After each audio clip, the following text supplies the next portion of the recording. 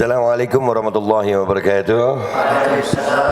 Bismillah walhamdulillah wassalatu wassalamu ala rasulillah sayyidina wa maulana Muhammad ibn Abdullah wa ala alihi wa sahbihi wa wala. Asyhadu an la ilaha illallah wa asyhadu anna Muhammadar Rasulullah. Rabbi shrah li sadri wa yassir li amri wa hlul 'uqdatam min lisani yafqahu qawli bi jannabi wa alihi. Amma ba'd. Ini jujur aja gue nih kalau Ustaz pakai lu gue nggak apa-apa nih Ustaz. Nggak apa-apa, antum orang Jakarta gitu ya, api boso Jawaan tambah ndak akhlak karena gitu. Hai. Jadi Ustaz, alhamdulillah ini Ustaz antum bisa manggil anak ke sini, dan ini sebenarnya salah Ustaz karena yang salah ini mestinya tanpa dipanggil, mestinya kami datang. Cuman karena memang lebih ke arah muhtaram ke ulama Ustaz. Karena sampai hari ini terkenal katanya orang sih Ustaz, pada Anda tidak merasa katanya orang kritikan ini terlalu pedas, terlalu berani katanya orang, sebetulnya Anda tidak merasa itu. Cuman alhamdulillah sampai hari ini saya belum pernah mengkritik ulama. Alhamdulillah, karena walaupun berbeda pendapat, Al-Fakir termasuk orang yang sependapat dengan antum dari dulu. Antum salah satu ulama yang minan Nahdlatul Ulama yang kami ini beda ini. Antum terus siapa namanya Kiai Idrus Romli, alhamdulillah Gus Qayyum, Gus Najih. Nah, mudah-mudahan antum umur panjang sehat afiat. Amin. Antum ini harapan kami Ahlus Sunnah wal Jamaah, karena sekarang ini Ustaz dari yang Al-Fakir tahu bahwasanya propaganda perpecahan ini makin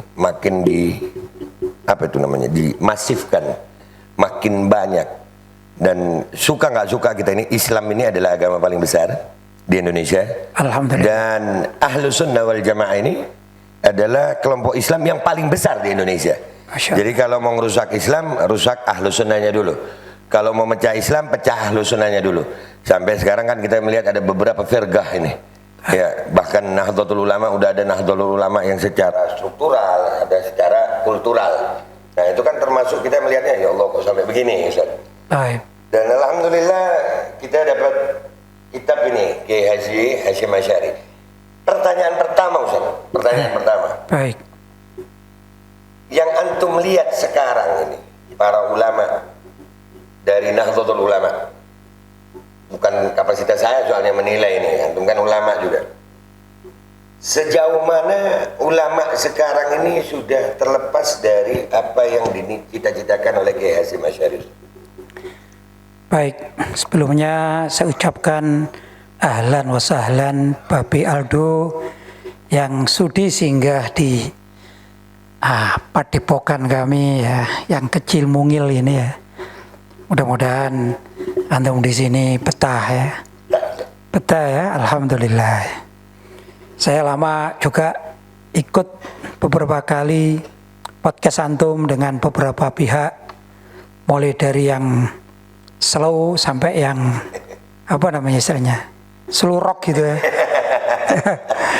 Dan ya memang dikatakan apa ya, setiap kita ini punya karakter sendiri-sendiri ya.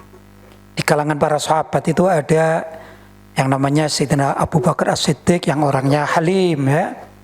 Halim, bijaksana kan itu. Ada Sayyidina Umar bin Khattab yang memang tegas ya. Bahkan kalau saya mengatakan senang beliau dikatakan keras. Dan keras itu tidak aib gitu. Yang penting dalam kebenaran. Walaupun orang lain mengatakan aib, itu terserah. Kalau saya menilai keras itu tidak aib kalau dalam kebenaran, karena Rasulullah SAW pernah juga marah sampai ihmarrat wajhuhu, yaitu merah padam wajah Rasulullah. Berarti dalam bab itu kan keras juga gitu. Makanya di dalam bahasa Al-Qur'an asyidda alal kufar, asyidda itu bukan tegas, namanya asyidda. Kalau kita jujur buka kamus ya namanya keras gitu ya. Apa yang antum sampaikan juga ada yang model seperti Sayyidina Abu Bakar As-Siddiq gitu ya. Ada juga yang seperti Sayyidina Umar bin Khattab. Itu karakter-karakter ya. Ada juga yang memang seperti Sayyidina Utsman bin Affan itu. itu mendahulukan malnya itu ya. Wah, itu banyak juga tokoh-tokoh kita yang memang min ahlil mal ya. Jadi mereka menyalurkan hartanya untuk kepentingan umat Islam. Tapi ada juga yang seperti Sayyidina Ali bin Abi Thalib yang terkenal ahlul ilm, begitu ya. Itu karakter setiap orang, tokoh-tokoh juga demikian. Nah, kalau antum tanya, pertama ini saya bedah pemikiran ya. Jadi bukan bedah buku ini. Saya membaca dan mengajarkan karya Kiai Haji Hashim Asy'ari, Risalah Ahlussunnah wal Jamaah, dan beberapa kitab lainnya. Saya baca. Kalau yang Risalah Ahlussunnah wal Jamaah saya ajarkan di mana-mana. Tapi kalau rujuk kepada kitabnya Kiai Haji Hashim Asy'ari itu beberapa saya rujuk gitu. Saya melihat begini ya, fenomena zaman sekarang itu bahwa banyak warga, bahkan tokoh-tokoh pengurus NU. Saya ini pengurus juga soalnya. Saya ini pengurus walaupun di tingkat kecamatan, tapi namanya juga pengurus kan. Jadi saya ini ya termasuk struktural tapi sekaligus kultural gitu. Banyak sebagian dari kawan-kawan kita, tokoh-tokoh kita itu tidak peduli terhadap apa yang diajarkan oleh Kiai Haji Hashim Asy'ari. Jadi itu yang jadi masalah.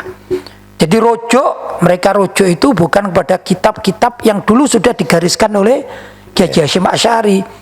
Tapi pada akhirnya di zaman sekarang rujuknya ini kepada ada canda kita itu ya, ada seorang syekh alim gitu ya, segala macam tahu ini, baik yang baik maupun yang buruk, namanya Syekh Google lah. Nah, ini ya, ini di masalah ini ya.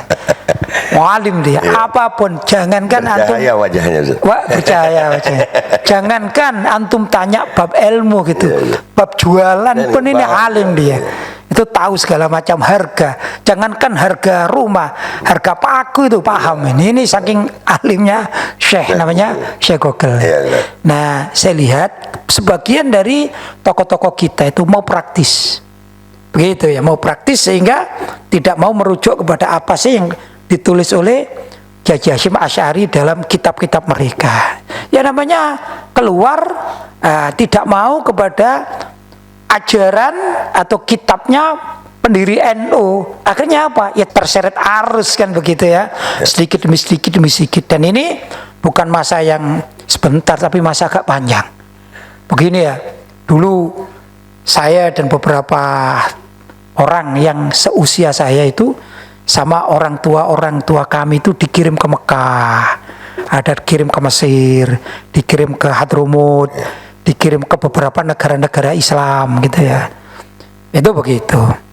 Tapi ada sebagian juga yang seusia kami ini dikirim ke Chicago, ke Boston gitu ya, ke Kanada, ke Beijing ya, dan lain sebagainya. Nah, kalau belajarnya bukan belajar agama ini, misalnya yang ke Amerika belajar studi tentang masalah kelayakan bangunan, ya boleh-boleh saja. Yang jadi masalah kan tidak begitu. Yang jadi masalah adalah mereka belajar agama dari Chicago, dari Boston. Kalau nggak salah Ustadz, minta maaf anak potong, ada yang ke Israel Ustadz ya? Ada juga ke Israel. Ya. Nah, akhirnya apa? Begitu pulang, ini kan bisa dikatakan seusia. Ya tentu seusia itu tidak persis amat gitu ya. Masanya bukan kepada kakek kita, tapi seusia kita ya. Satu masa dengan kita. Muncullah tokoh-tokoh yang bermacam-macam itu sudah meninggalkan ajaran Kiai Haji Hashim Asy'ari. Saya bicara di warga NU nih ya, Kiai NU ya, bukan yang di lain ya. Begitu. Akhirnya apa? Pemikirnya berbeda-beda. Contoh gini mungkin. Kalau orang datang ke Mekah misalnya, itu kan paling sering dengan talbiyah, labbaik Allahumma labbaik, kan begitu ya. Adzan, terus TV pun di sana itu ya, kalaupun lagu-lagu Arab kan gitu ya. Tidak pernah lagu Cina, tidak pernah. Lagu Barat pun ya gimana ya, kan tidak ada gitu. Saya dulu masih awal-awal mondo itu pernah ya, namanya saya usia 17, kadang-kadang terbawa arus anak itu melihat film kartun, tapi bahasa Arab. Nah kan bahasa Arab kan, artinya nilai-nilai Arabi itu betul-betul melekat. Assalamualaikum, bismillahirrahmanirrahim, kan gitu. Sebagian yang berangkat ke Eropa, ya otomatis, atau ke Barat, otomatis mereka terbiasa dengan dunia Barat. Saya ini punya kawan saya ini, ya Masya Allah, saya tidak katakan orang pesantren enggak, tapi orang orang baik-baik. Gitu. Baik-baik, Masya Allah. Waktu itu SMP sama saya. Pernah satu bangku sama saya. Kan berarti akrab ya gitu. Kemudian saya berangkat ke mana? Ke Mekah, dia berangkat ke Inggris karena dapat beasiswa. Bagus, ya ahli matematika dan kimia kalau tidak salah, dia ngambil kimia atau apa itu. Tukar-menukar mahasiswa. Ingat ya, bukan ada, semuanya Pak Harto dulu. Nah, itu akhirnya ngambil di Inggris. Nah, setelah itu kita komunikasi dengan ya kawan tersebut. Akhirnya dia ini foto bawa bir, minuman keras. Saya bilang, kasihan kamu, kenapa? Lu enggak, kalau di Eropa itu minum keras itu biasa seperti minum air mineral katanya. Apalagi di sini dingin gitu. Akhirnya dia tanya, apa hukumnya? Saya katakan, ya saya arahkan lah. Pada akhirnya alhamdulillah tobat, kemudian bilang sama saya gini, saya gimana caranya pergi ke Mekah biar lihat Mekah saya. Akhirnya ikut haji, ya bertemu di Mekah, pulang jadi orang baik. Tapi ini pergaulan waktu di Eropa, jadi minum bir itu dianggap biasa. Jelas-jelas minum bir, minuman keras itu, miras itu. Nah, ini kan berarti apa? Nilai yang ada di lingkungan, maksudnya peradaban itu, peradaban di Arab, peradaban di Eropa kan berbeda. Loh, kalau yang dipelajari itu, kalau tadi ilmu matematika, fisika, ya no problem dalam keilmuannya, mungkin perilakunya tadi. Tapi kalau ini agama ya, yang dipelajari itu agama. Belajar agama ke Israel ya jadi Yahudi kan gitu. Belajar agama ke Beijing ya di PKHI kan gitu. Belajar agama ke Barat ya jadi ya bau-bau Natalan kan gitu kan. Ini bau-bau begitu, inilah yang terjadi gitu. Barangkali itu. Jadi ya memang ada, menurut saya begitu. Ya, dan alhamdulillah ini Ustaz, ini membuat topik kayaknya antum mulai kasyaf udah ini, kita ada yang mau dibahas. Dan tadi buat yang nonton ini, waktu awal dikasih buku ini, itu kita buka ngasal gitu, karena memang gue bukan orang yang suka membaca sebetulnya, lebih ke arah mendengar Ustaz. Al-Fakir lebih Allah kasih, kalau dengar cepat hafal, kalau baca ini suka loncat-loncat, dan kalau suka buka kitab sembarang. Buka kitab sembarang. Tadi kita buka ini kitab sembarang sampai bab akhir zaman Ustaz. Ya, dan alhamdulillah selama 2 tahun ini Ustaz, saya ini lulusan SMA Ustaz. Lulusan SMA. Saya termasuk orang yang mungkin dikenal di Indonesia adalah orang yang menentang tentang masalah kesehatan. Itu nggak bisa kita sebut di media sosial begini karena sudah 700 video saya membongkar masalah ini, itu di take down Ustaz. Dan itu yang take down bukan YouTube aja, itu resmi dari WHO. Kami sampai dapat email dari WHO. Ini jujur aja Ustaz, saya malah mendapatkan ilmu ini dari orang-orang di luar agama Islam, dari non muslim, tentang akhir zaman. Ada beberapa saudara sebangsa setanah air yang berbeda agama, yang ternyata membahas apa yang dibahas sama Kiai Hasyim Asy'ari di sini. Tentang perubahan perilaku manusia yang diakibatkan oleh banyak pengaruh. Dan pengaruh ini memang kalau kita dalam Islam itu kita menyebutnya Dajjal ya kan, karena memang akhir zaman Rasulullah itu bukan meramal. Kalau Rasulullah Sallallahu Alaihi Wasallam, apa yang beliau sampaikan itu bukan ramalan, itu yang memang yang beliau, kita nggak boleh percaya Rasulullah meramal. Rasulullah Sallallahu Alaihi Wasallam apa namanya, wala yantiqu anil hawa, betul Ustaz ya, in huwa illa wahyu yuha. Artinya kenapa ulama-ulama kita ya, ini sedikit sekali yang berani membahas tentang akhir zaman ini Ustaz. Dan ini perubahan perilaku manusia ini mestinya Islam, harusnya ulama-ulama kita berbicara masalah ini.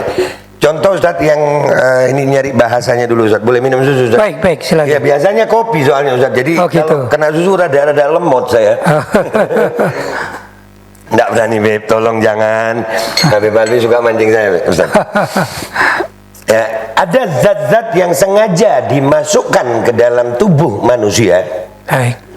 Yang kami teliti, kami punya datanya.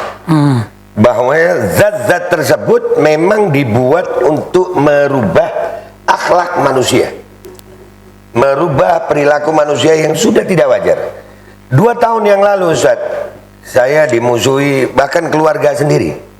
Baik. Di saat saya menerangkan masalah ini, saya bilang kalian akan lihat 2 tahun setelah ini, kalian akan melihat manusia-manusia di Indonesia ini perilakunya bukan manusia. Perilakunya sudah di luar batas kewajaran Ustaz. Sudah ada bapak hamili anak Ustaz. Mantu sama mertua. Sama mertua. Kemarin Ustaz, di Ponorogo dalam 3 tahun kalau nggak salah lebih 1.000 orang siswi SMP SMA hamil di luar nikah. Yeah. Tadi 500 sekian di Indramayu. Di Indramayu. Terus sudah banyak ada disebutkan oleh Kiai Hasyim di sini tadi saya free sex di depan umum. Ya. Ya, di depan umum ada, dan itu sesuai dengan hadis. Nabi Shallallahu Alaihi Wasallam, orang nggak malu lagi, Yang jadi pertanyaan anak Ustaz, di mana suara ulama ini untuk masalah ini? Kenapa Anda justru mendengar ini? Ada ulama yang bersuara masalah ini Ustaz, ada, tapi bukan dari Indonesia. Guru beliau, Allah yarhamu, Abu Bakar Adni al-Masyhur, sampai membuat kitab Fikih Tahawulat. Al-Fakir kemarin ketemu Habib Alwi ini baru pertama Ustaz, udah asik. Ternyata beliau muridnya Abu Bakar, karena mungkin kan nggak ada yang kebetulan Ustaz di dunia ini. Nggak ada yang kebetulan, ada yang ngatur. Mungkin karena anak termasuk yang mencintai Habib Bakar Adni. Dan ada ulama juga dari beliau Pakistan kalau nggak salah, cuman tinggal di London sama Amerika, Syekh Imran Hussein. Nah, yang dari kalangan ahlu sunnah ini mana gitu? Bahkan Ustaz, kemarin kami sempat masalah ini ke MUI Ustaz. Baik. Kami bertanya masalah ini sama MUI. Imam kami, jujur Ustaz, saya ini pendapat saya ya. Saya nggak apa-apa dicap nggak nuruti pemerintah, tapi nuruti ulama nggak apa-apa. Andai kata saya nuruti ulama harus membuat saya di penjara, saya lakukan itu. Baik. Ya. Nah, yang jadi pertanyaan kami rindu pernyataan-pernyataan ulama yang membuat kami itu punya apa ya, qudwah gitu. Semakin semangat. Selama ini saya berjuang, nggak ada ulama, nggak ada. Ulamanya mengakui saya benar, tapi di saat saya bilang, ayo bantu bikin kalam, bantu Anda supaya umat ini mau mendengar itu. Ini sudah ada bukti-bukti. Allah mas'ulun inda Rasulullah. Ya, antum-antum yang ulama. Nah, ini pertanyaan ini padahal antum sudah nulis ini. Baik. Ya, ada di sini. Ternyata apa yang Anda perjuangkan sekarang itu ada dalam pemikiran Kiai Haji Hasyim Asy'ari. Padahal Anda baru baca bukunya. Baik. Nah, kira-kira menurut antum ini Ustaz, kenapa ulama ini begini? Mungkin kenapa antum begini? Baik. Siap Ustaz. Saya jawab. Betul, Ustaz. Pertama, seorang ulama itu ada beberapa yang perlu disampaikan oleh orang tersebut, ulama tersebut, dan metode penyampaian juga bermacam-macam. Metode penyampaian ada kalanya dengan ceramah, ada kalanya kalau sekarang dengan podcast, tapi ada kalanya juga dengan tulisan, begitu ya.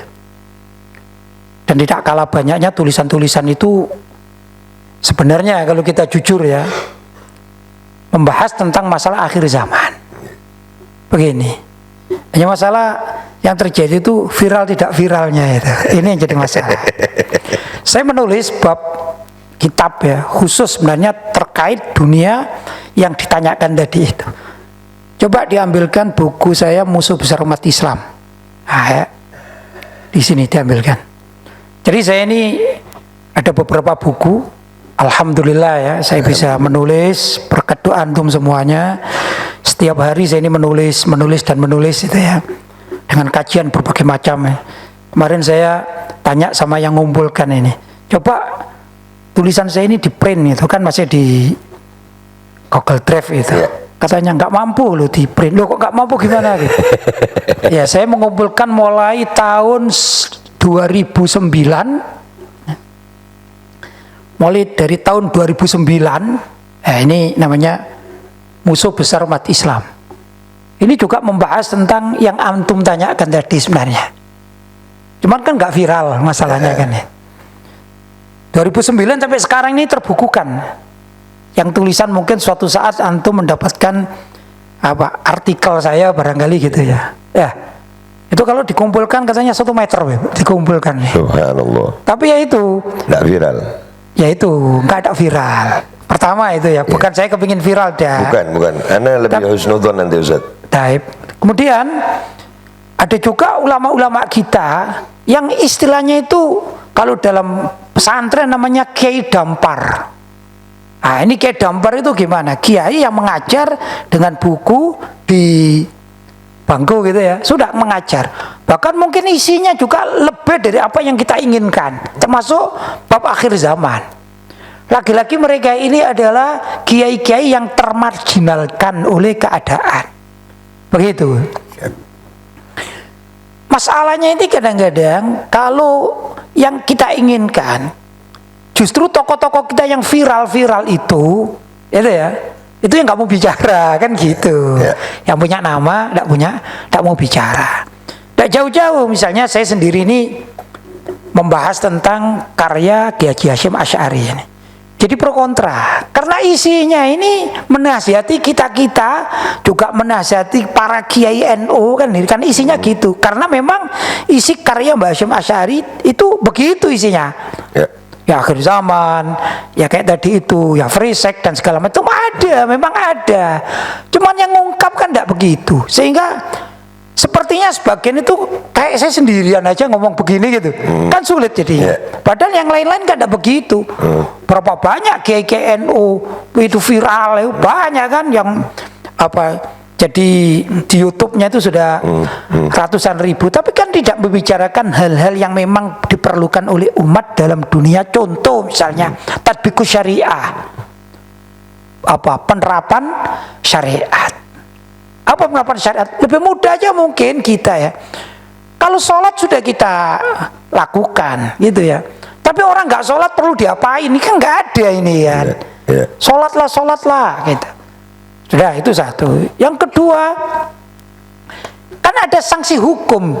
Sanksi hukum itu kan ada. Itu dalam kitab fikih dipelajari di pondok-pondok pesantren dan dihatamkan oleh kiai-kiai pesantren. Tapi tidak pernah dilaksanakan secara kebangsaan, kenegaraan. Contoh gini ya, sebelum apa yang antum tanyakan saya jawab, terus saya bisa, ini kan santai ini ya, apa-apa ya. Contoh begini, ada namanya kewajiban itu yang sifatnya fardi, perorangan. Sholat, ya ini, saya sholat, saya berarti dapat pahala. Kalau saya nggak sholat dapat dosa. Kalau saya nggak sholat, antum nggak dapat dosa. Gitu. Itu sholat seperti zuhur, asar, maghrib, isya, subuh. Tapi ada yang nggak begitu, kewajiban yang namanya jama'i. Seperti sholat Jumat. Sholat Jumat itu kan gitu. Kalau di suatu kota nggak ada orang yang sholat Jumat, kan dosa semuanya satu kota. Kan gitu kan ya. Kalau alasannya karena di kota itu nggak ada masjid, maka kewajiban seluruh warga kota ini membangun masjid. Ini namanya jama'i ini. Kalau tidak ada orang yang peduli untuk membangun masjid, berdosa semuanya. Kan gitu kan? Termasuk juga yang sifatnya jama'i adalah nasbul imamah atau nusbul imamah. Apa itu? Memilih pemimpin namanya jadi imamnya umat Islam. Untuk apa sih? Untuk memberlakukan syariat yang dibaca oleh kiai-kiai itu. Soalnya begini, kalau kita dialog dengan para kiai ini, ditanya misalnya, ada kiai membaca kitab Fathul Mu'in, misalnya Fathul Wahab, terus ada kalimat atau mendapatkan hukum bahwa pencuri itu harus dipotong tangan. Kan semuanya tahu itu kan? Kemudian ada murid yang bertanya, Pak Kiai, kenapa kemarin saya melihat ada pencuri di pasar itu kok nggak dipotong tangan? Itu jawabannya begini, iya karena belum ada qadhi gitu ya, atau hakim yang ditunjuk untuk ketok palu kan gitu. Kemudian apa kewajibannya? Ya kewajiban kita mengangkat hakim Kan gitu kan? Iya. Kalau hakim tertinggi di negara ya presiden kan gitu. Iya. Selama Indonesia merdeka belum ada kiai, artinya yang mengesahkan seorang presiden yang bisa menentukan potong tangan bagi pencuri sebagaimana yang dipelajari dalam kitab-kitab pondok-pondok pesantren. Iya. Kan belum ada ini. Belum. Nah, ini yang terjadi. Jadi kita mengatakan wajib, tapi kita belum memperjuangkan. Nah, yang unik kalau kita memperjuangkan, wah, ente ini radikal ini. Ini kan sulit kita ini. Ini yang terjadi kan itu ya. Banyak orang dituduh radikal hanya gara-gara ingin ini loh kitabnya. Kita ngaji ini, tapi kenapa nggak dipraktekkan kan gitu? Jadi yang terjadi gitu, Bim. Siap. Jadi istilahnya tadi yang antum tanya apa tadi? Kenapa nggak ada kiai yang bicara masalah ini gitu?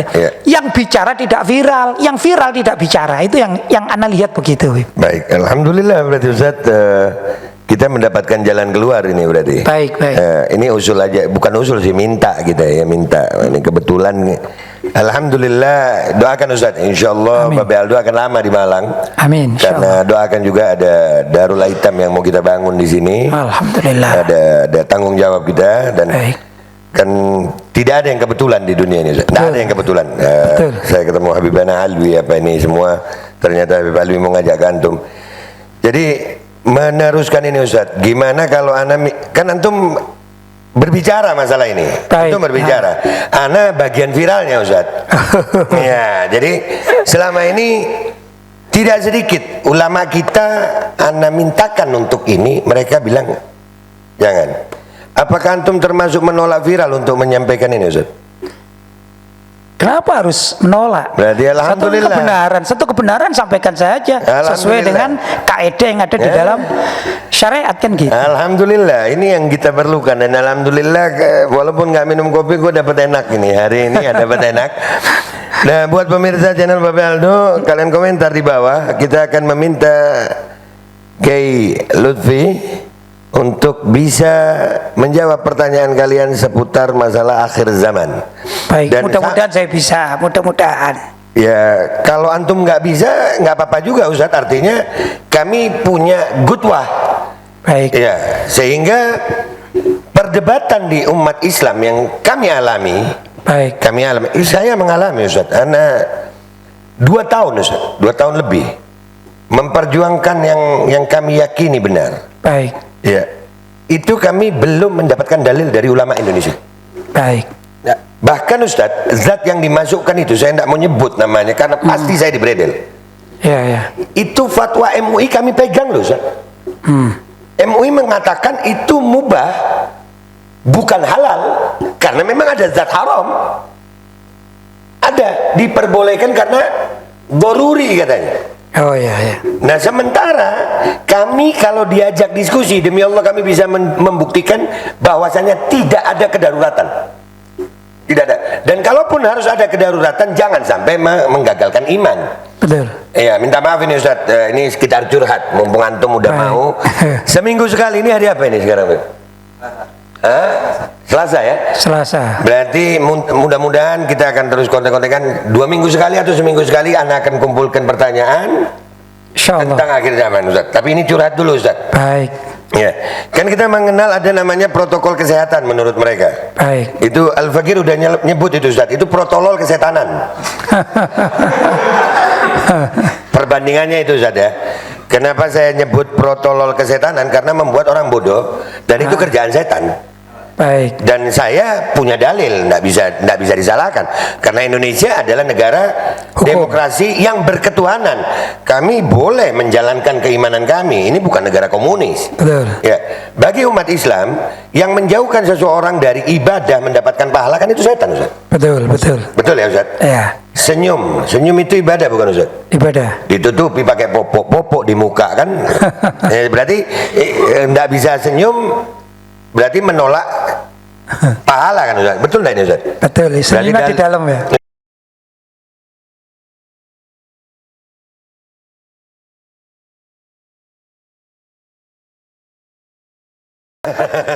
Yang ngomong ya ini, nyari dalil Ustaz.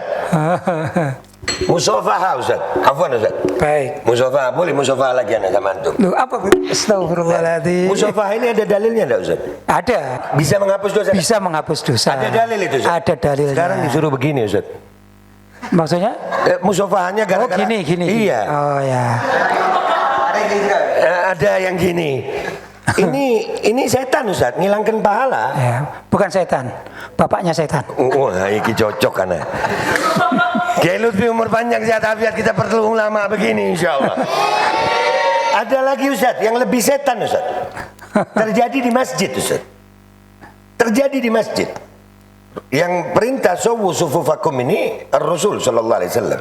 Baik, Ya, gara-gara ini Ustaz, setan dikasih tempat Ustaz, dikasih tanda. Fadhalu ya syaitan.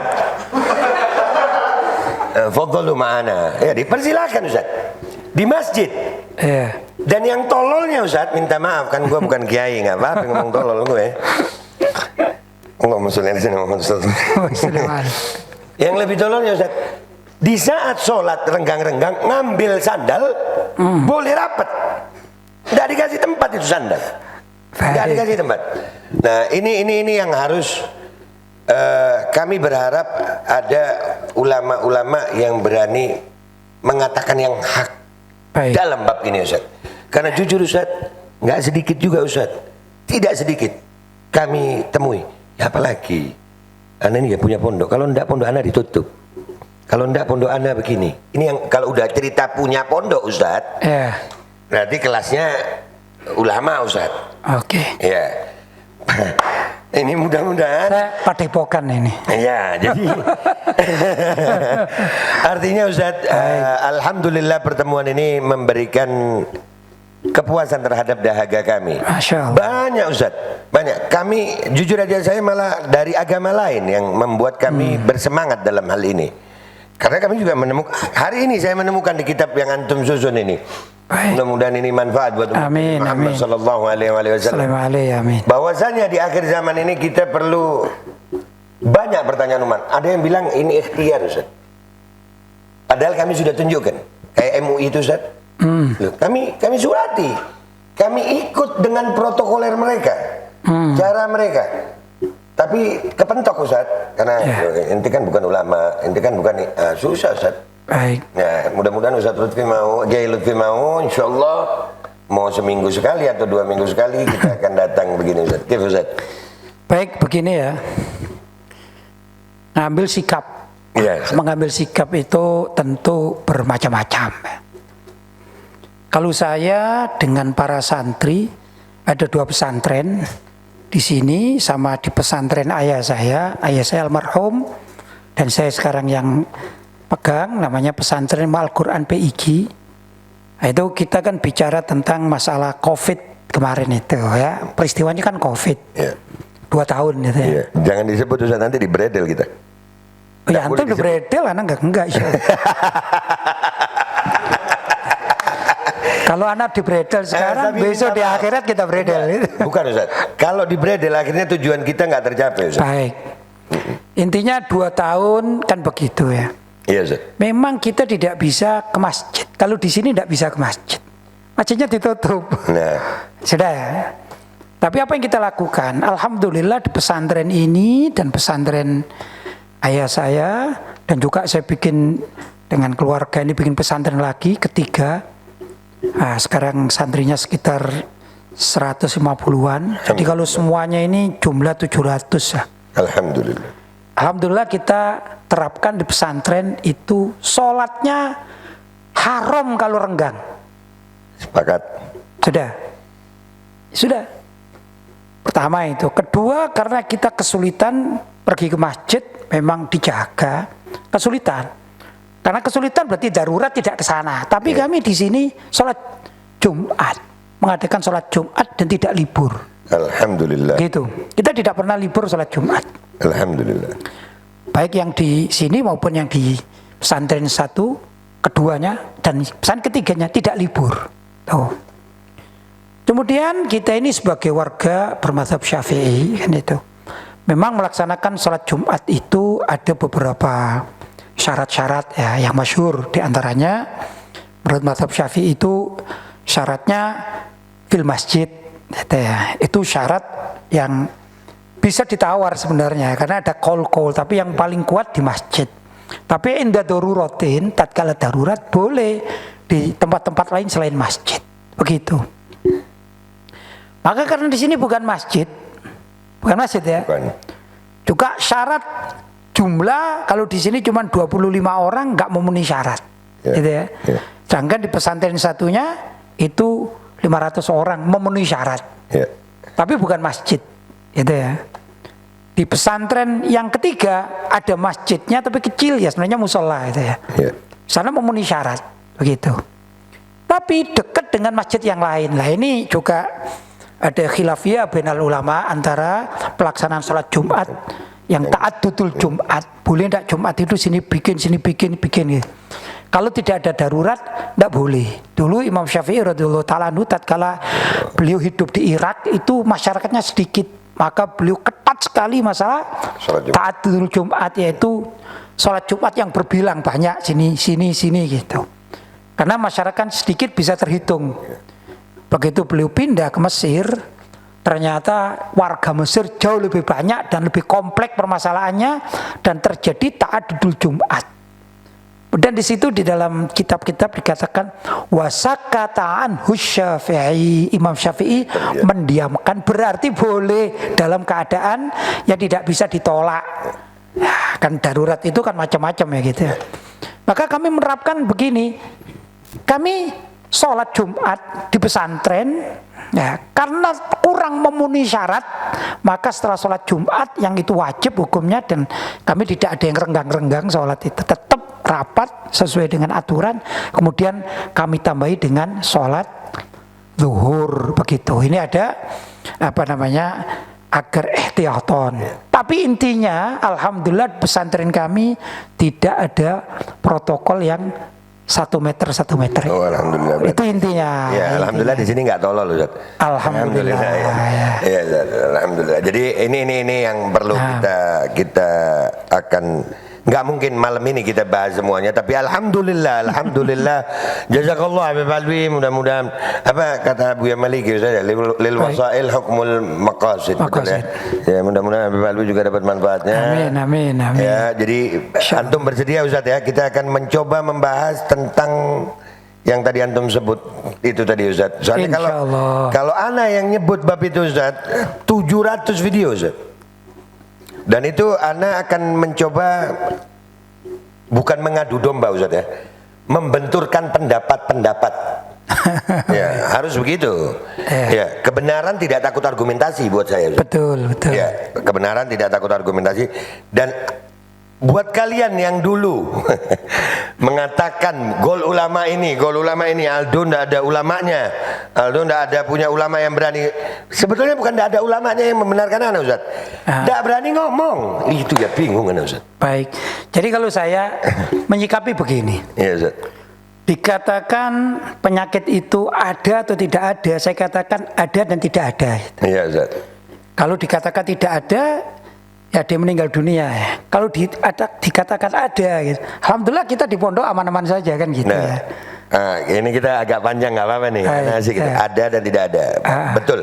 Kan ada orang yang bilang tanyakan kepada ahlinya, kalau nggak ahli jangan ya.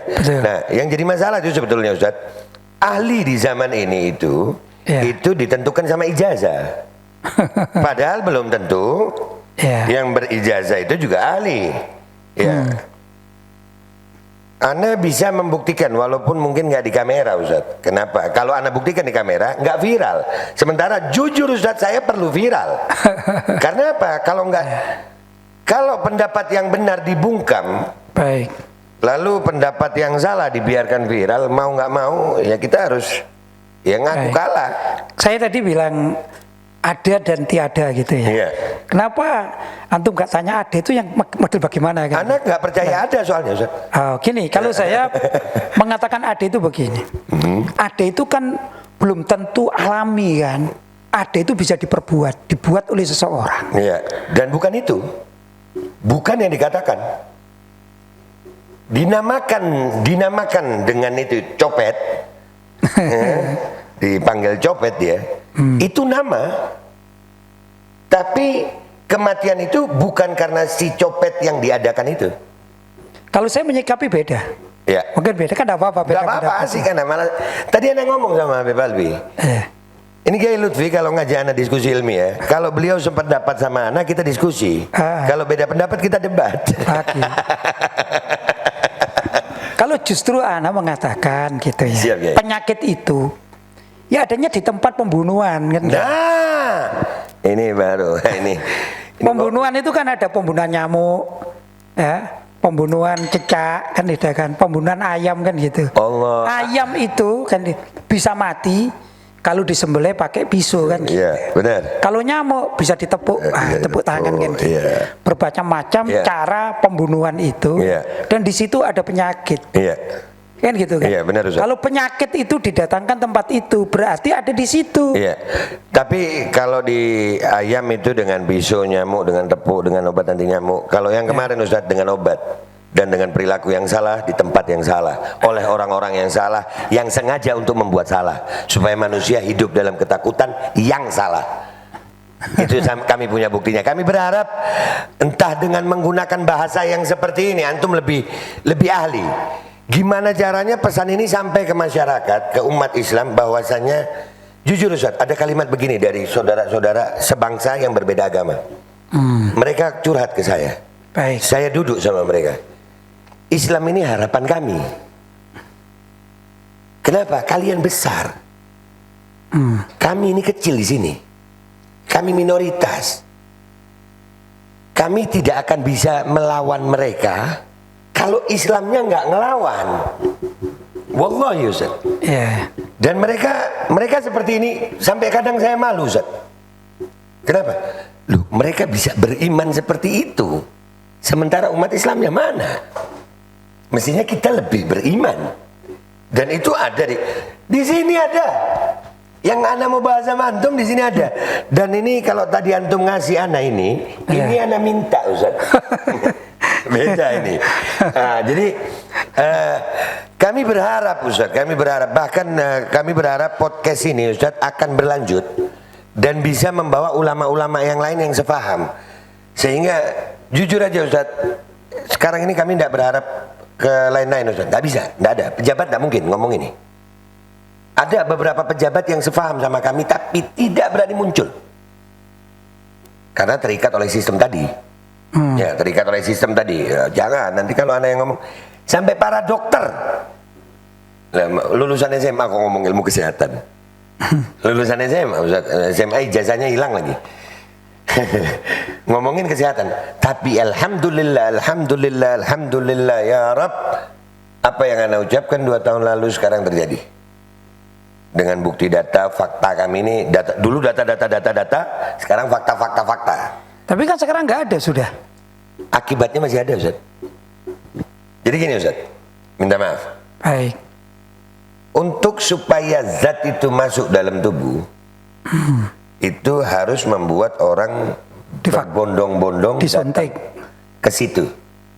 Ya, untuk membuat orang berbondong-bondong datang ke situ, harus diciptakan keadaan yang menakutkan agar orang berbondong-bondong. Manusia di akhir zaman, Nabi SAW yang bilang wahan sudah.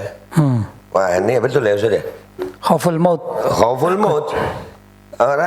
Orang tua sekarang Ustaz, anaknya kena gigit nyamuk, bingungnya kayak gimana Ustaz?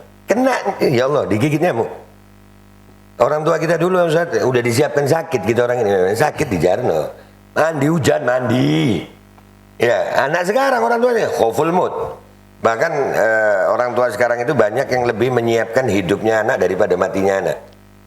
Betul. Ya, orang tua itu lebih memikirkan menyekolahkan anak. Kenapa? Supaya hidupnya enak.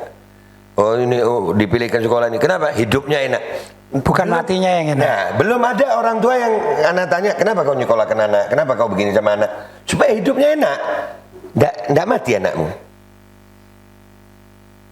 Itu belum ada Ustaz. Nah, jadi alhamdulillah dengan adanya antum ini kami berharap, umat Islam berharap, majelis penderitaan rakyat, karena punya dibilang ormas, ya majelis. Jadi saking senangnya saya sama penderitaan Ustaz. Bahkan bagi kami penderitaan itu kemuliaan Ustaz. Masya Allah.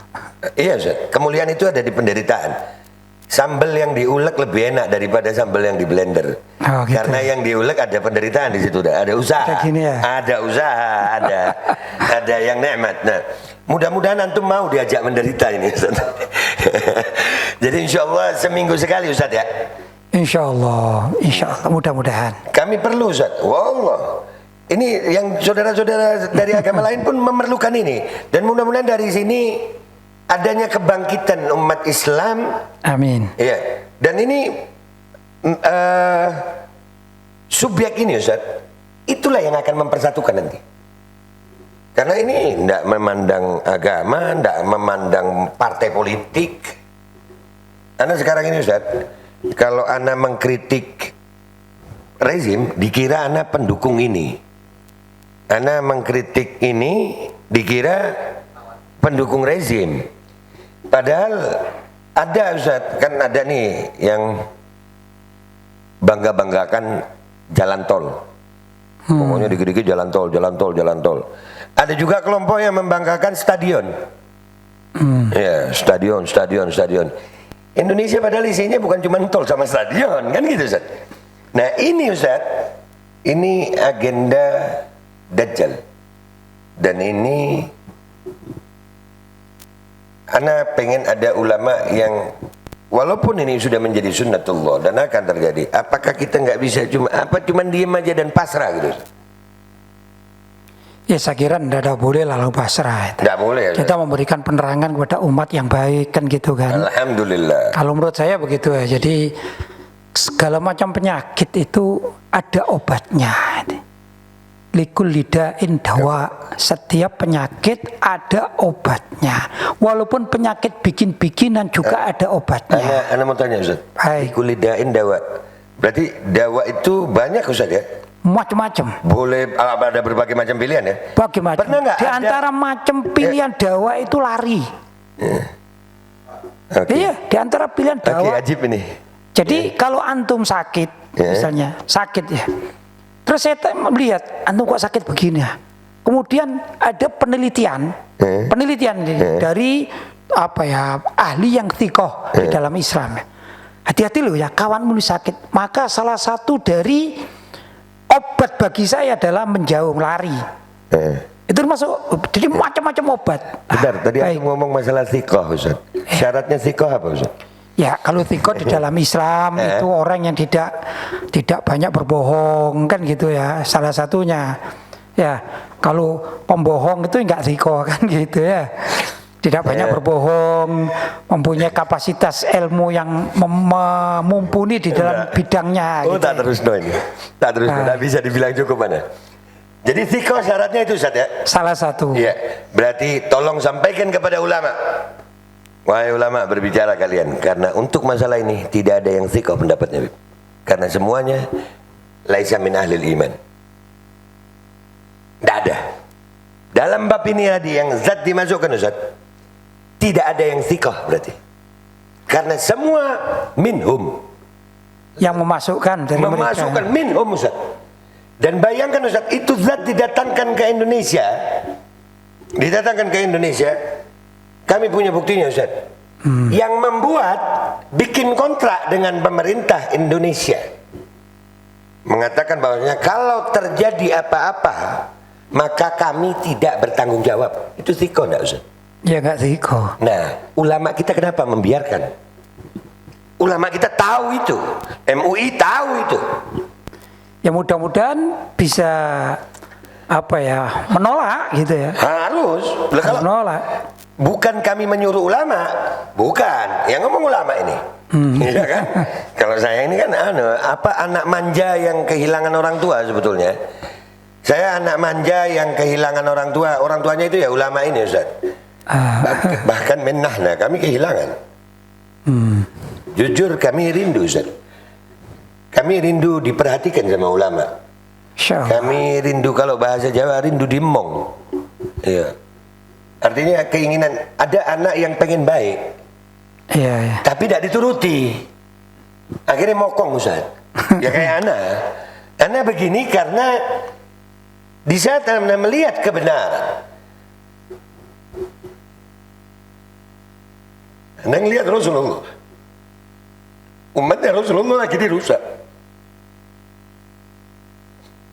Anda tahu ini akan jadi begini, Anda tahu, tapi ulama Anda datangi, Nah, tidak ada yang ngomong sopo ente apa. Anda jazakumullah bihasanil jaza Ustaz. Ini pertemuan malam ini, alhamdulillah kita akan bahas ini sama antum. Ana minta betul atas nama umatnya Rasulullah. Umatnya Rasulullah. Bantu kami menyadarkan umat tentang bahayanya ini. Sekarang ini sudah terlambat sadar. Sekarang ini sudah terlambat, tapi lebih baik terlambat daripada tidak sama sekali. Daripada tidak sama sekali. Karena ana tidak melihat hasil Ustaz. Allah tahu ana berbuat. Nah, Iya. Sampai hari ini kami melawan pemerintahan dalam bab ini loh Ustaz. Dalam bab ini saja. Itu sudah di PT UN, udah berapa kali sidang. Hakimnya yang begini, hakimnya yang begini. Kami melawan terus. Pemberitaan nggak ada karena tiap kami beritakan dibungkam. Nah, ini sekarang Ustaz, tolong kami. Sekarang sudah terlambat. Nggak sedikit anak-anak kami yang udah, anak-anak kita umat Islam yang sudah dicekoki dengan zat itu sampai 4 kali, 5 kali. Rusak Ustaz. Rusak, dia lihat pakai mata itu. Di kalangan ulama-ulama ada. Wallah mas'ulun inda Rasulillah. Jadi alhamdulillah Ustaz, closing statement dari antum tentang kedatangan Al-Faqir ini. Antum bakal lebih radikal ketemu. Fadhol nasihat buat kami, nasihat buat semuanya Ustaz. Sebagai closing statement. ya kan begini dikatakan dalam hadis ad-dinun nasihah. Agama itu adalah nasihat kan gitu. Tatkala Nabi tanya liman ya Rasulullah, untuk siapa nasihat? Lillah katanya. Nasihat untuk Allah. Gimana masa menasihati Allah? Oh, enggak. Bukan menasihati Allah, bukan gitu. Yaitu kita mencari dalil-dalil dari firman Allah untuk diri kita. Rujukannya begitu. Lillah wali rasulihi. Loh, nasihat untuk Rasulullah gimana maksudnya? Apa Rasulullah dinasihati? Oh enggak, salah itu. Yaitu kita mengambil dari kudwahnya Rasulullah, bagaimana kita ambil untuk pendidikan kita, kan gitu ya. Wali ummati, dan untuk umatnya, kan gitu. Umatnya Rasulullah Shallallahu Alaihi Wasallam. Maksudnya gini, kita ini kan cara nasihat itu kan bermacam-macam. Ada cara orang salah dinasihati dengan keras itu ya. Misalnya ada punya anak mau jatuh ke sumur itu. Kalau nasihatnya ini model kalem-kalem, sebentar nak ya, jangan begitu, nanti jatuh duluan. Bila perlu ditampar, biar nggak jatuh kan gitu kan. Perlu kadang-kadang begitu. Bagian anak kayaknya. Tapi juga ada nasihat itu yang perlu disampaikan dengan cara yang bagus kan gitu ya. Yaitu dengan kalem, dengan dirangkul kan gitu. Tapi ada juga nasihat itu berupa larangan. Itu juga nasihat. Jangan begini, jangan begitu, jangan begini. Namanya nahi mungkar itu nasihat. Nah, kemudian yang kedua ini juga ingin saya sampaikan, kadang orang itu nasihat perlu dengan lisan. Yang di dalam hadis dikatakan man ra'a minkum munkaran falyughayyirhu biyadihi. Fa illam yastati fa bilisanihi, fa illam yastati fa biqalbihi, wa dzalika ataful iman, kan gitu ya. Barang siapa menyaksikan sebuah kemungkaran maka rubahlah dengan tanganmu. Itu tawilan ulama juga banyak. Tangannya betul-betul tangan begini gitu. Boleh dalam satu permasalahan boleh. Maksudnya tangan boleh dengan senjata. Kan zaman perang kan dengan senjata namanya kan gitu ya. Bahkan Rasulullah pun itu dalam riwayat itu kan pernah cambuknya Rasulullah kena salah satu sahabat Sayyidina Ukasha itu, kemudian mau dibales kan gitu kan, walaupun pada akhirnya ada perubahan strateginya Sayyidina Ukasha kan gitu. Tapi itu kan namanya cambuk dengan cambuk tangan betulan, itu satu. Yang kedua dengan kekuatan tangan. Kekuatan itu tangan maksudnya pengaruh ya lewat pemerintahan misalnya. Kalau kita punya orang yang pengaruh kita ini kita berbuat dengan pengaruh kita untuk kemaslahatan umat. Begitu, itu mestinya gitu. Fa'ilam istati, tapi kalau tidak mampu, fabilisanihi, maka hendaklah dengan lisannya. Kalau saya tambah ini dengan bahasa Indonesia, wabitulisanihi. Nah, ini dengan tulisan ini. Ini bukan namanya hadis ya, dengan bahasa Indonesia ya. Maka perlu juga kita sampaikan kepada ulama-ulama kita ya, itu menulis juga artikel-artikel yang mempengaruhi masyarakat yang bisa kepada penyadaran pada umat. Itu ya. Tapi fa'ilam istati, kalau memang itu tidak bisa, lisan tidak bisa, tulisan tidak mampu, fabi qalbihi, maka minimal dengan hatinya. Tapi ini ataful iman paling lemah kan gitu ya. Mudah-mudahan ya kalau ulama jangan lemah-lemah lah. Baru mau ngomongan aja ya? Jadi ulama kalau lemah iman. Kalau mau lemah-lemah gitu ya mending pensiun lah jadi ulama kan gitu. Tapi kalau kita sampaikan kebenaran, tapi dengan cara-cara yang bisa diterima kan begitu. Kalau saya tadi seperti tadi, gimana caranya kita menolak suatu zat yang dimasukkan dalam tubuh dengan berbagai macam cara. Salah satunya kita berobat. Berobatnya dengan lari. Ya kan cara berobat macam-macam. Ya kita jangan ditusuk gitu maksudnya kan gitu. Nanti tak ajari caranya Ustaz.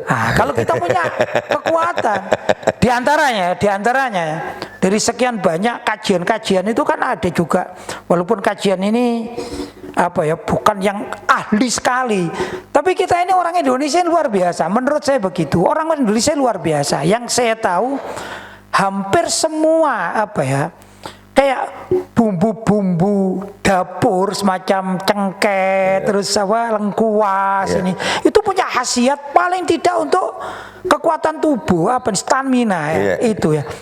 Saya alhamdulillah selama 2 tahun di musim banyak penyakit itu, saya ini tiap hari ya kalau nggak minum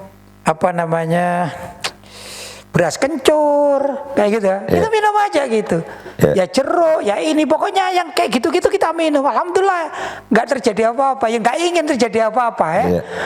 Kalau ihtiyatan, kalau keluar ada ihtiyatan keselamatan untuk kita, mungkin kita was-was, mungkin di sana ada orang terkena walaupun itu abal-abal segala macam, tapi juga ada keselamatan yang lain. Kalau saya daripada ditangkap polisi kan mending pakai masker kan gitu kalau keluar. Daripada nggak maskeran masuk penjara, terus ada apa di penjara? Itu termasuk juga lari. Tata cara untuk menghindarkan gitu. Macam-macam orang bermasker itu macam-macam gitu ya. Tapi tujuannya kita ini ada satu langkah-langkah yang konkret yang harus kita lakukan. Ini ya langkah konkret, maksudnya kita komunikasi dengan para dokter, kita komunikasi dengan orang-orang yang mengerti di dalam bidang ini. Dan alhamdulillah itu saya lakukan gitu. Akhirnya saya alhamdulillah mudah-mudahan juga dan para santri semua tidak dengar sama sekali ada santri yang jumlahnya kalau dijumlah semuanya itu 700-an itu yang terpapar itu tidak ada, alhamdulillah. Karena kami ya sudah hati-hati sudah, ihtiyatan sudah, mengerjakan sudah, tapi tetap syariat kita laksanakan, sholat ya kita sebagaimana diajarkan oleh Rasulullah Shallallahu Alaihi Wasallam kan gitu ya. Saya tidak pakai yang berjarak-jarak di sini gitu ya. Dan kita tidak keluar. Ihtiyatan kita tidak keluar, pondok sini tidak keluar. Dan alhamdulillah kita tulis di luar, tamu dilarang bertamu gitu. Orang luar, polisi pun dilarang bertamu. Karena saya khawatir polisinya nih terpapar itu juga, mending nggak usah bertamu gitu. Dan polisi setempat kami ini paham semua, jangan bertamu ke situ, ditutup gitu. Alhamdulillah kami tertutup, tapi tetap belanja, nggak mati. Alhamdulillah gitu, kita atur sedemikian rupa bisa. Makanya Ustaz, kenapa tadi Anda sebut itu protolol gitu Ustaz? Karena udah menemukan sesuatu yang ini orang sakit itu kan ada gejala Ustaz. Ya, disebut sakit itu karena ada gejala. Tanpa gejala ya tidak bisa disebut sakit tuh. Makan, minum. Tapi gini, yang ada itu ada gejala. Ada rata-rata yang masuk rumah sakit itu ada gejala. Saya tahu itu. Seperti antum misalnya sakit sakit punggung, kan harus ke rumah sakit. Cuman sudah di sana mati, itu yang menjadi masalah kan. Jadi kita mau membahas itu nanti Ustaz. Artinya orang mempercayai manusia yang nggak punya gejala tapi sakit. Antum bayangin itu Ustaz. Ini udah kalau orang Jawa bilang mentok, jedok ini. Ini tololnya jedok Ustaz. Sama Ustaz. Loh, sama aja orang lagi ngelihat orang duduk, wah ini lagi jalan-jalan ke sini. Lah khoyal ini Ustaz. Ini gendeng ndak loro iki. Ya gitu loh Ustaz. Nah, musabab tanpa sebab. Padahal Allah bilang likulli syai'in sabab. Iya kan Ustaz? Nah, jadi insyaallah Ustaz, nasihat ini yang penting antum mau dulu. Yang pasti antum harus siap dicap radikal. Kalau saya dicap radikal sudah lama. Ya biasa-biasa saja, mau dicap saja gitu. Tapi alhamdulillah antum farhan kita di sini Ustaz ya. Alhamdulillah. Alhamdulillah. Jadi tugasnya Babe Aldo, nah ini agak ringan gitu ya. Agak ringan. Kalau dulu Babe Aldo itu harus menjadi orang yang paham sekaligus viral. Padahal aslinya viral tuh Ustaz. Paham enggak? Karena gimana lulusan SMA ijazah hilang ngomongin masalah ini Ustaz, yang dibicarakan sedunia Ustaz. Ya wajar kalau orang itu ragu, itu sebetulnya wajar. Oh gendeng Aldo ini ada ya, saudara-saudara saya sendiri Ustaz yang tahu latar belakang saya itu mengatakan seperti itu. Itu cuma di film. Yang ente omongkan ini cuma di film. Tapi alhamdulillah hari ini mereka, oh iya ente benar. Nah artinya ke depannya ini Ustaz, kami berharap sekarang ini ada ulama seperti antum, mudah-mudahan antum umur panjang, sehat afiat, barokah ilmu. Amin. Izinkan kami datang seminggu sekali atau 2 minggu sekali atau sebulan sekali, insyaallah, dengan segudang pertanyaan dari umat Islam tentang masalah akhir zaman ini Ustaz. Insyaallah, mudah-mudahan saya bisa jawab. Kalau saya bisa jawab, saya jawab. Kalau tidak bisa, kata orang dulu PR gitu. Ana berharap kalau beliau tidak bisa jawab, makin banyak ulama yang duduk gitu. Iya kan Ustaz? La tanfuduna illa bisultan. Iya kan? Artinya kami berharap diskusi-diskusi seperti ini tentang akhir zaman ini antum bisa mengajak banyak lagi Ustaz. Bahkan jujur Ustaz, ana merindukan argumentasi. Baik. Ana merindukan zaman sekarang ini Ustaz, ada kelembutan Ustaz. Sampai-sampai ada udah kalimat begini, sudah daripada debat mending kita ya wis kaintente. Lu ndak suka ana Ustaz. Ya bagi ana umat ini sudah terlalu jauh ketinggalan. Insyaallah. Ya jadi minta doanya dari antum dan nasihat buat Al-Fakir Ustaz. Nasihat. Oke, nasihat terakhir ya. Iya Ustaz, buat Al-Fakir. Kalau antum ada kesempatan, antum belajar namanya fikih peradaban.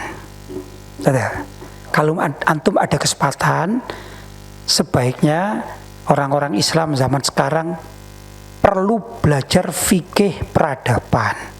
Apa itu fikih peradaban? Yaitu peradaban maksudnya hadoro ya. Hadoro itu modernisasi.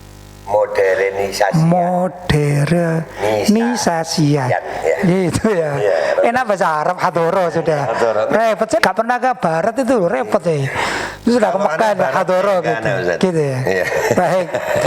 Hadoro ilmu kekinian gitu ya. Masalahnya begini, ilmu fikih peradaban itu sudah dibelokkan oleh banyak pihak. Begitu. Padahal namanya fikih, itu kan bicara fikih ya. Halal haram, halal haram. Al-Quran itu nggak ada namanya ketinggalan zaman. Kalau ada orang mengatakan Al-Quran itu ketinggalan zaman dan sudah tidak relevan untuk diterapkan, murtad.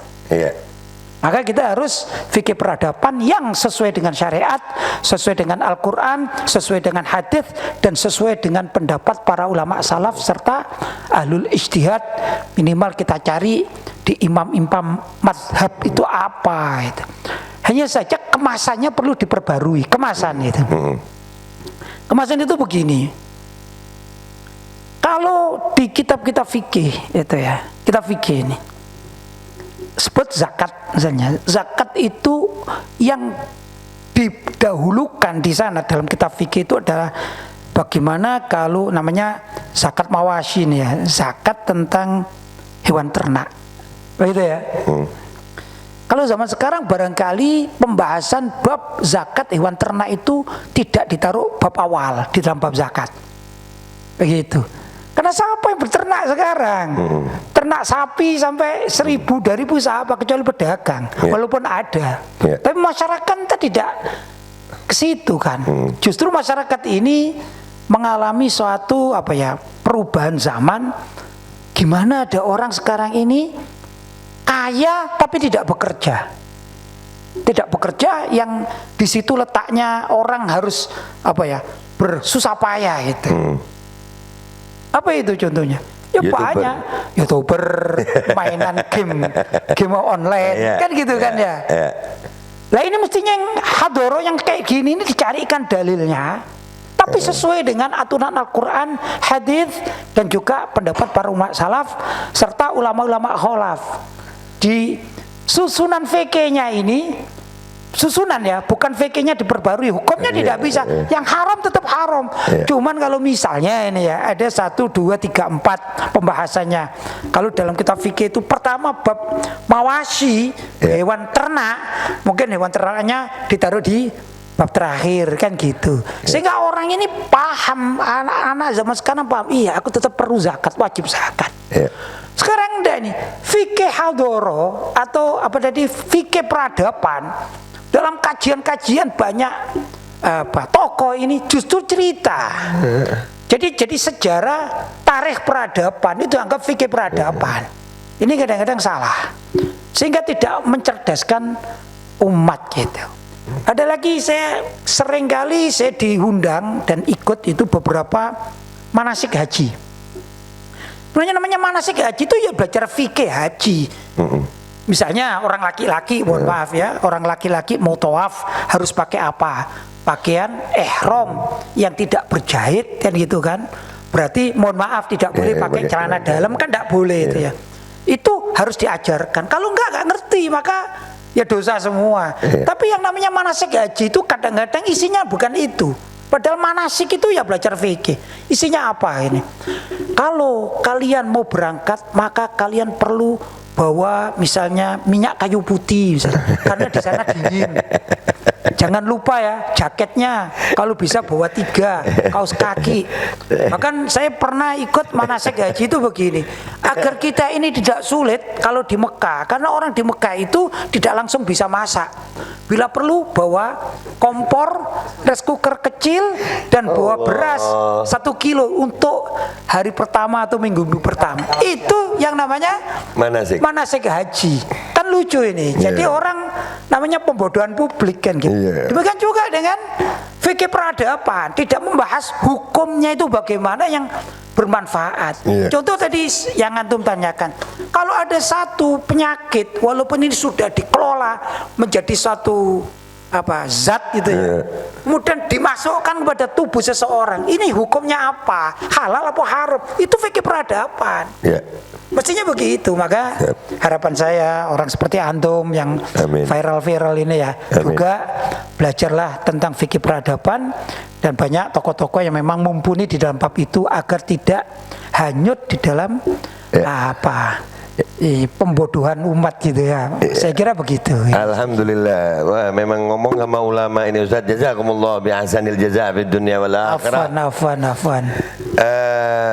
Di otak saya sekarang udah ada satu konsep Ustaz. Mudah-mudahan jalan itu. Amin. Kalau para politikus bisa bikin Indonesia Lawyer Club, mungkin di Malang nanti ada Indonesia Ulama Club kita bikin untuk termasuk yang syabab-syabab berdiskusi masalah ini. Kita kemas dengan apa yang sesuai Gen Z ya, dengan generasi Z ya, betul ya, yang anak-anak milenial. Masya Allah. Insya Allah kita akan itu kita terima Ustaz. Dan alhamdulillah tadi antum bilang masalah manasik haji. Ya Ustaz, ya jadi tidak salah juga Ustaz kalau sudah makin banyak yang protolol. Ini yang manasik haji ada sudah goblok begitu, gimana yang ini yang haji ini syar'i yang wajib loh Ustaz. Ya artinya yang ini aja yang mestinya perhatiannya segitu udah segitu rusaknya, gimana yang ya jadi mafhum Ustaz, tapi insyaallah ini jadi cambuk, dan alhamdulillah Al-Fakir merasa bahagia betul. Mudah-mudahan Allah bahagiakan juga antum, Allah bahagiakan murid-murid antum. Amin, amin. Allah jadikan hati kami ini bahagia dengan kabar gembira untuk Rasulullah sallallahu alaihi wasallam. Amin. Allahumma salli alaihi. Jadi guys, buat kalian yang punya pertanyaan-pertanyaan tentang podcast ini, ya, ini belum ada namanya podcast ini nanti, tapi kayaknya harus, kadang-kadang harus gila Ustaz. Jadi mudah-mudahan Ustaz Lutfi, Kiai Lutfi nggak marah, bisa memahami kalau tiba-tiba ngasih judulnya itu rotok-rotok, membuat orang kayak alkohol Ustaz. Alkohol itu kalau ditaruh di kulit ndak ada luka, dingin Ustaz. Baik. Tapi kalau ada luka, Pedih. pedih. Jadi kalau ada yang pedih sama podcast ini, berarti ada luka di hatinya. Gua Bapak Aldo minta maaf kalau ada salah. Sampai jumpa di konten-konten gua berikutnya. Wabillahi taufiq wal hidayah wa ridha wal inayah wal afu minkum. Assalamualaikum warahmatullahi wabarakatuh. Waalaikumsalam warahmatullahi wabarakatuh. Allah umur panjang antum Ustaz.